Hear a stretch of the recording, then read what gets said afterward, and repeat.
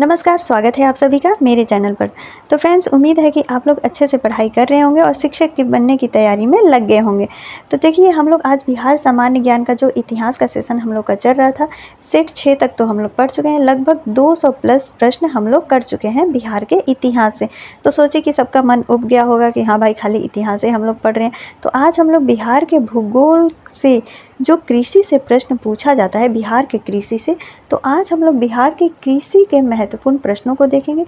कम से कम हम लोग 30 प्रश्नों को देखेंगे, जिनसे कि आपका अगर ये कर लेते हैं तो एक भी प्रश्न नहीं छूटेगा। तो चलिए हम लोग प्रश्नों की तरफ बढ़ते हैं बिना देरी किए हुए, और पहला प्रश्न हम लोग देखते हैं। ये सब तत्काल परीक्षाओं में पूछा गया है। प्रश्न क्या है?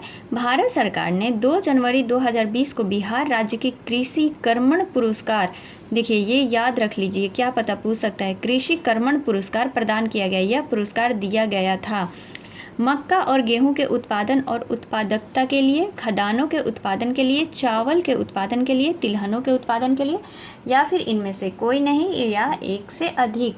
तो ये जो कृषि कर्मण पुरस्कार प्रदान किया गया था, ये किया गया था मक्का और गेहूं के उत्पादन और उत्पादकता के लिए।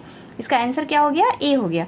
अगला है, बिहार में निम्नलिखित में से किस अनाज का प्रति हेक्टेयर उत्पादन सबसे अधिक है? बिहार में पूछ रहा है कि वो कौन सा अनाज है जिसका प्रति हेक्टेयर उत्पादन सबसे अधिक होता है। चावल का, गेहूं का, मक्का का, जौ का, या फिर इनमें से कोई नहीं। अब यूपीएससी एग्जाम लगी तो पांचवा ऑप्शन तो रहेगा ही, और ऊपर से है नेगेटिव मार्क, तो इसीलिए बिल्कुल मतलब रट लेना है। अब ऐसा नहीं है कि तुक्का लगाना है, हर ऑप्शंस को रट लेना है कि अनाज भाई प्रति हेक्टेयर उत्पादन सबसे अधिक किसका है, तो वो है मक्का का। ठीक है, इसका आंसर क्या हो गया? सी हो गया। अगला प्रश्न है, बिहार में मछली उत्पादन करने वाले अग्रणी जिले हैं, मतलब सबसे प्रमुख जिले कौन से हैं मछली उत्पादन करने वाले? मधुबनी और पूर्वी चंपारण, मधुबनी और दरभंगा, पूर्वी चंपारण और दरभंगा, पूर्वी चंपारण और मुजफ्फरपुर, इनमें से कोई नहीं या एक से अधिक। तो बिहार में मछली उत्पादन करने वाले अग्रणी जो जिले हैं वो है मधुबनी और दरभंगा। चलिए मछली उत्पादन के बारे में कुछ समझ लेते हैं। देखिए फ्रेंड्स, तो बिहार में जो मछली उत्पादन होता है वो सबसे ज़्यादा होता है मधुबनी में। कितना? 0.76 लाख टन। देखिए यहाँ पर लाख टन दिया हुआ है मछली उत्पादन। दूसरे नंबर पर है पूर्वी चंपारण जो कि 0.60% है, और तीसरे नंबर पर है दरभंगा। मधुबनी, पूर्वी चंपारण और दरभंगा, इन 3 जिला जो है सबसे अग्रणी है मछली उत्पादन में। ठीक है, इनसे कुछ और पॉइंट समझिए। देखिए एक पॉइंट ये है कि बिहार में अब तक का सबसे अधिक मछली उत्पादन जो हुआ है वो 2019-20 में हुआ था, जो कि 6.41 लाख टन था। कितना था? 6.41 लाख टन था। सबसे अधिक हुआ था 2019-20 में।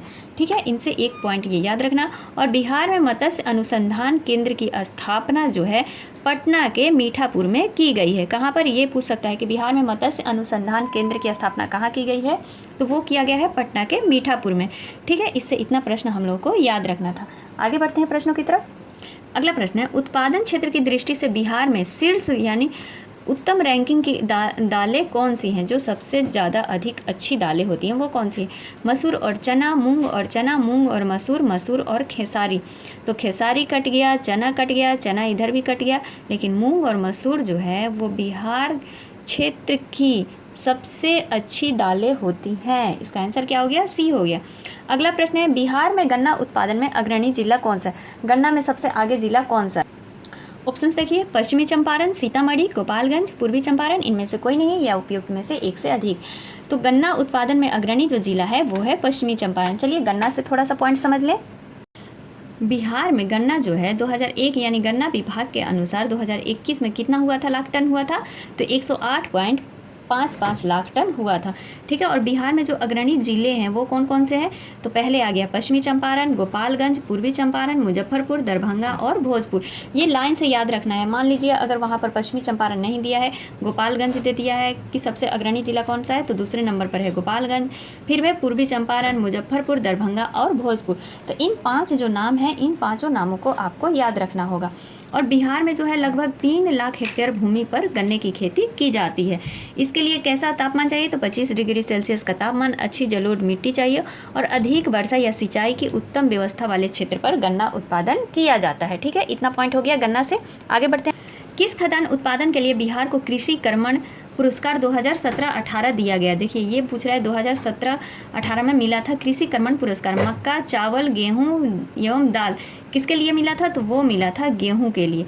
और मक्का और गेहूं दोनों के लिए मिला था। 2 जनवरी 2020 को भी कृषि कर्मण पुरस्कार में मिला था, जो कि हम पहले प्रश्न में ही देखे थे, लेकिन यहाँ पर ये पूछ रहा है 2017-18 में, तो वो मिला था गेहूं के लिए। ठीक है, इसका आंसर क्या हो गया? सी हो गया। अगला प्रश्न है, भारत के राज्यों में से जूट उत्पादन की दृष्टि से बिहार का कौन सा स्थान है? बिहार का पूछ रहा है कि भारत के राज्यों में जूट उत्पादन की दृष्टि से बिहार का कौन सा स्थान है?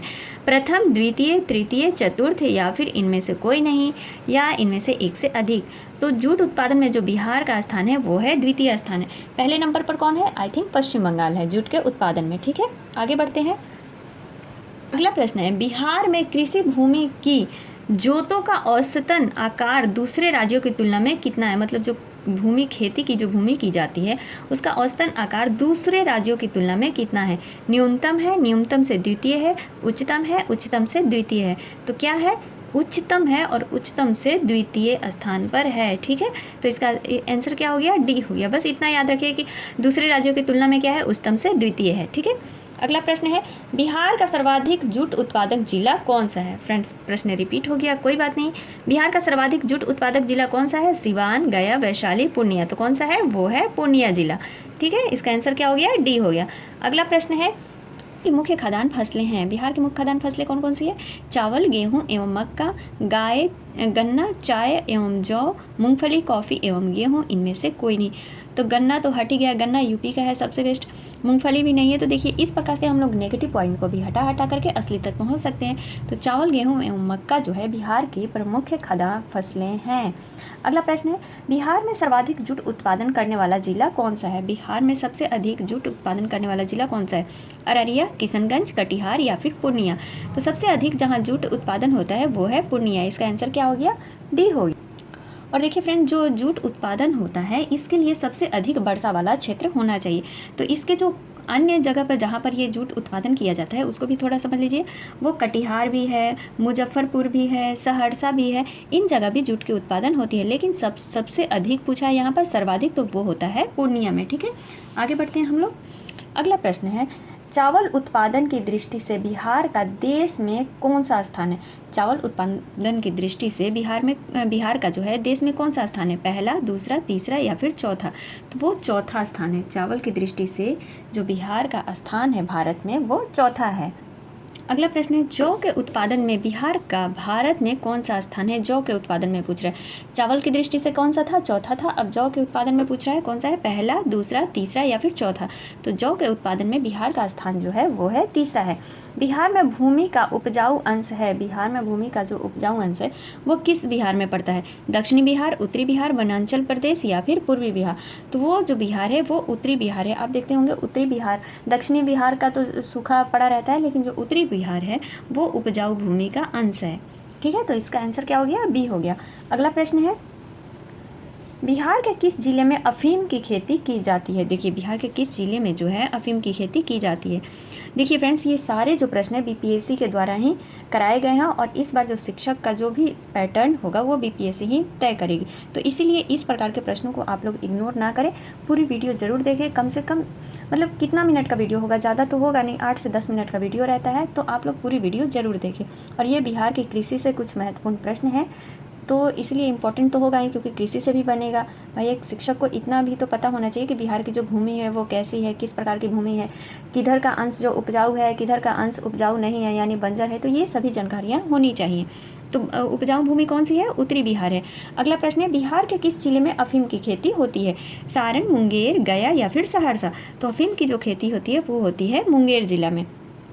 नेक्स्ट प्रश्न, बिहार के पूर्वी भाग में किसकी खेती सबसे अधिक होती है? पूर्वी भाग में बोल रहा है कि किसकी खेती सबसे अधिक होती है? अफीम की, लाख की, चाय की या फिर पटसन?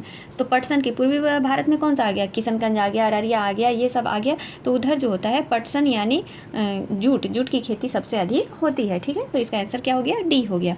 अगला प्रश्न है, बिहार की मुख्य नकदी फसलें कौन सी है? नकदी फसलें गन्ना, प्याज, कपास या फिर तंबाकू? तो बिहार की मुख्य नकदी जो फसल है वो है गन्ना।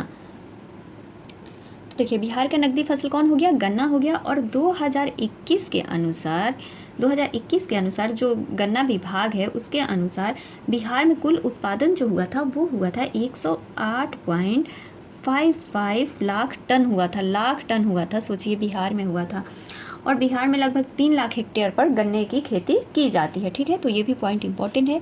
अगला प्रश्न है, हाजीपुर किसके लिए प्रसिद्ध है? घड़ी कारखाना नहीं, मृतिका नहीं, ताप संयंत्र नहीं, फल प्रसंस्करण के लिए।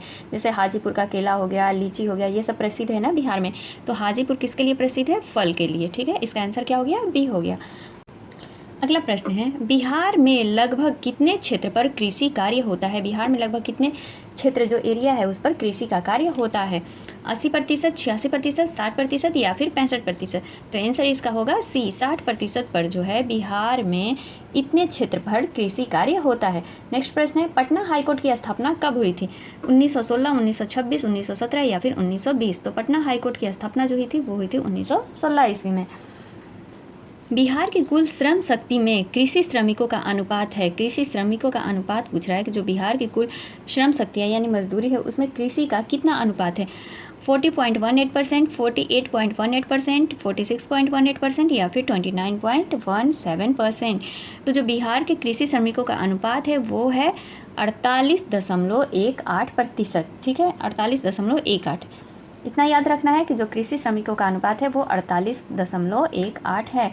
बिहार में लीची उत्पादन कितना होता है? भारत के उत्पादन का 60%, भारत के उत्पादन का 50%, भारत के उत्पादन का 74% या फिर भारत के उत्पादन का 80%? तो वो कितना होता है बिहार में लीची उत्पादन? बिहार में जो लीची उत्पादन होता है वो होता है भारत के उत्पादन का 74% जो होता है बिहार में अकेले उत्पादित किया जाता है लीची। अगला प्रश्न, बिहार में कुल उपलब्ध भूमि का कितना प्रतिशत खेती में काम आता है? भूमि का कितना प्रतिशत जो है, कुल उपलब्ध भूमि का कितना प्रतिशत खेती में काम आता है? 50%, 65%, 70% या फिर इनमें से कोई नहीं? तो इसका आंसर हो जाएगा इनमें से कोई नहीं। निम्नलिखित में से कौन सा भारत का एक प्रमुख कपास उत्पादक क्षेत्र है? गंगा का मैदान, गोदावरी बेसिन, दक्कन ट्रैप या फिर दामोदर घाटी? तो वो है दक्कन ट्रैप। दक्कन ट्रैप जो है वो भारत का एक प्रमुख कपास उत्पादक क्षेत्र है। याद रखिए दक्कन ट्रैप। बिहार की शस्य गहनता कितनी है? शस्य गहनता कितनी है? 108%, 118%, 128 या फिर 138%? तो बिहार की जो शस्य गहनता कितनी है वो है 128%। ठीक है, इसका आंसर क्या हो गया? 128। छोटनागपुर पठार की मुख्य फसल क्या है? छोटनागपुर पठार की जो मुख्य फसल है वो क्या है? चावल, मकई, दलहन, गेहूँ? अब इसमें से आंसर देखिए, केवल एक सही है, केवल 1 या 3, 2 एवं 4 सही है या फिर 2 एवं 3 सही है। तो छोटनागपुर पठार की जो मुख्य फसल है वो है मकई एवं दलहन, क्योंकि छोटनागपुर पठार कहाँ पड़ गया? दक्षिणी बिहार में पड़ गया, और दक्षिण बिहार में जो है पानी की दिक्कत होती है, इसलिए चावल के लिए पानी चाहिए, गेहूं के लिए भी पानी चाहिए, लेकिन मक्की और दलहन इन सब के लिए इतना पानी नहीं चाहिए। तो इसलिए इसका आंसर क्या हो गया? डी हो गया। अगला प्रश्न है, बिहार राज्य की मुख्य नकदी फसल कौन सी है? बिहार राज्य की जो है मुख्य नकदी फसल कौन सी है? चाय, रबड़, गन्ना, नारियल या कॉफ़ी? तो बिहार राज्य की मुख्य नकदी फसल जो है वो है गन्ना। अगला प्रश्न है, बिहार में कृषि के अंतर्गत क्षेत्र आते हैं। बिहार में कृषि के अंतर्गत कितना क्षेत्र आता है? 95 lakh hectare, 85 lakh hectare, 89 lakh hectare या फिर 89.9 लाख हेक्टेयर? तो वो आता है 85 लाख हेक्टेयर। जो बिहार में कृषि के अंतर्गत जो क्षेत्र आता है वो कितना आता है? 85 लाख हेक्टेयर आता है। बिहार की कृषि से बस इतना ही। इतना प्रश्न अगर इनमें से 1-2 प्रश्न ही आएगा, ज़्यादा तो आएगा नहीं, क्योंकि हर सेक्शन से पूछना है। तो बिहार के कृषि से ये महत्वपूर्ण 30+ प्रश्न थे जो कि आप लोगों के एग्जाम में बहुत फ़ायदा करेगा। तो मिलते हैं अगले नेक्स्ट वीडियो में, तब तक के लिए धन्यवाद।